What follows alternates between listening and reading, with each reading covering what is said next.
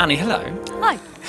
Tell us a bit, because your journey into fresh air has come very much directly from radio and live radio and local radio into podcasts and client-facing stuff. Just summarise your journey up to now. So I started in the BBC. As we all did. What a beautiful place. Your old station, in fact. And started working, as is with the station I was in, across everything, but predominantly breakfast and mid-morning, so live programmes, live news-based programmes, so small bite-sized bits of content. Some of the pieces would probably be maximum 5 minutes, so they were small, dotted with music, that kind of thing, and out and about reporting as well. But the main thing was that it was live, and did that for 15 years. And then made a jump to podcasting, which is a whole new world. Is it that different? Are there similarities in there between doing live radio and making podcasts? Yeah, there are loads of similarities. But I think for me, the big difference is going from live, fast-paced, to recorded, much slower pace. And by that, I mean I was working, especially on breakfast. I might be coming in at 5 a.m. and setting an interview up for 6 a.m. So you're booking a guest, you're writing a script, and you're getting it on air in an hour. And then I came and started working with you, and you'd say, I need 10 episodes, and you've got 3 months to plan them. And I'd be thinking, what? But that goes quickly, right? Suddenly you realise that's not a luxurious amount of time. Exactly. It goes really, really quickly. So I think that was probably the biggest shock, having to turn things around in a different speed.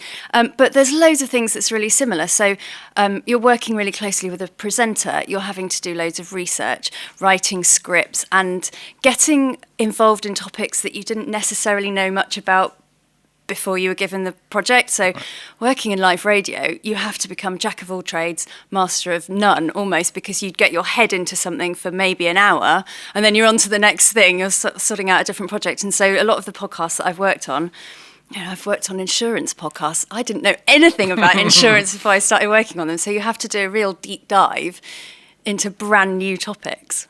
And is that absorption into a topic, is that something that you find kind of intellectually challenging, interesting, creative? When you talk about an insurance podcast, it doesn't sound like that would be a terribly creatively rewarding thing to do. I think it depends on the topic. So some of them, I literally knew nothing about them. So before I even thought about who the guests were, I'd have to really research the topic. So for example, we did one about drones.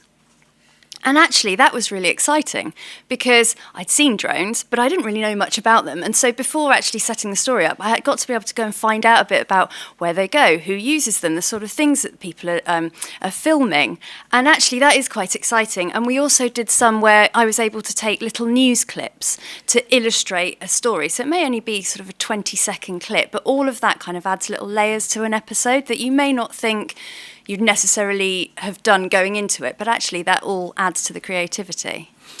We're quite unique in the podcast world of going from broadcast very specifically into marketing and brand-funded work. And I know that was a real leap for you because a joy in the BBC or in broadcasting is you make something because it's interesting or it'll sound good, whereas you've got now clients to answer to, you've got marketing people who are wanting to know how many people are listening and what's the return on investment. How's that change been for you? Yeah, it's been huge. And also the biggest thing when I started was that you can mention brands.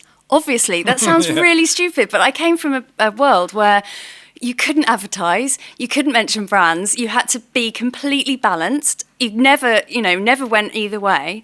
And now you're screaming about brands. So that was a really big change. And you're absolutely right. I never had to deal with marketing people.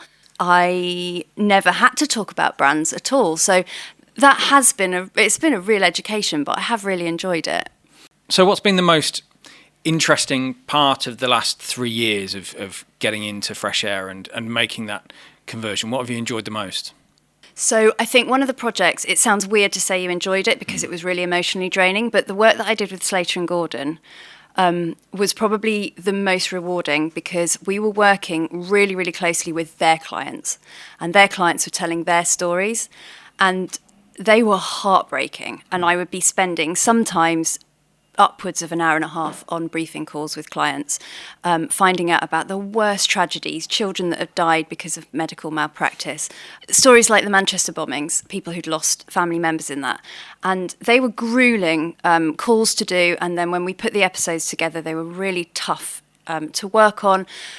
But the end result was something that you could be really proud of, because we'd been able to persuade these clients to tell their story in a safe space that made them feel like they trusted the process, but also that we were genuinely interested in what they were talking about. And that they felt like we genuinely cared about what had happened to them, but also what may happen to them, because some of their stories weren't wrapped up by the time we finished. So we'd come out of the recording and you'd feel absolutely spent. But actually spending that much time with somebody who was being so open with their emotions and their feelings was just, it kind of sends shivers down my spine thinking about it even now. So we talk about taking broadcast quality production into a commercial space and creating something that's worthy of brands that have paid good money for it. What do you think that means, taking broadcast quality into commercial podcasts? I think it means a few things. I think it means putting guests and presenters at ease and making them feel like they're part of a process that's interesting but also fun. But I also think it means that it's about really doing your homework. So for all of the projects that I do, it's about making sure that if I'm writing a script, I'm going through it really carefully and that it works for each client that I'm working with. If I'm doing research, it's making sure that I do enough research so that the presenters know what they're talking about and that the guests feel really comfortable.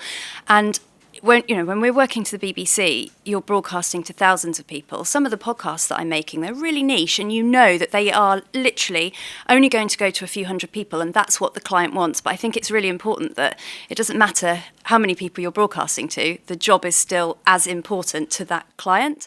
Fresh.